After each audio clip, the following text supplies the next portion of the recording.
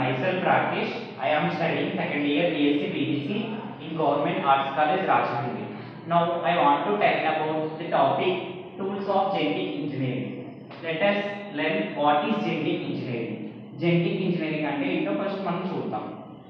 Genetic engineering అంటే ఏదైనా DNA sequence లో ఒక జీన్ లో మోడిఫికేషన్స్ ని తీసుకురావడం లేదా ఒక ఉన్న జీన్ ని కొత్త జీన్ ని యాడ్ చేయడం కానీ లేదా డిలీట్ చేయడం కానీ దాన్నే జెనెటిక్ ఇంజనీరింగ్ అంటాం.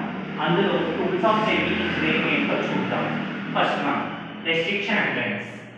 రెస్ట్రిక్షన్ ఎంజైమ్స్ అంటే అది ఒక ఎంజైమ్, అది ఒక స్పెసిఫిక్ DNA ని కట్ చేస్తుంది, దాన్ని రెస్ట్రిక్షన్ ఎంజైమ్స్ అని అంటాం. వీటినే మాలిక్యులర్ సిజర్స్ అని అంటాం.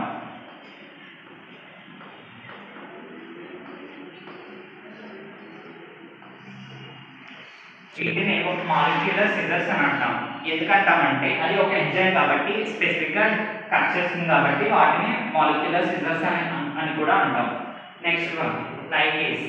లైగేస్ అనే ఎంజైమ్ ఏం చేస్తుందంటే ఇక్కడ DNA ఫ్రాగ్మెంట్స్ ని కట్ చేసిన DNA ని జాయిన్ చేయడానికి యూజ్ చేస్తాం. Joining of two molecules of DNA. Two molecules of DNA ని జాయిన్ చేయడానికి లైగేస్ అనే ఎంజైమ్ ని యూజ్ చేస్తాం. నెక్స్ట్ వన్ వచ్చేసి వెక్టార్. వెక్టార్ అంటే ఏంటంటే ఒక సెల్ లో ఫారిన్ మెటీరియల్ ని ఇంట్రడ్యూస్ చేసి అది కెమికల్ గా క్యారీ చేస్తే దాన్ని వెక్టార్ అని అంటాం. వెక్టార్ అనే ఎంజైమ్ అలా యూజ్ అవుతుంది. Next one plasmids.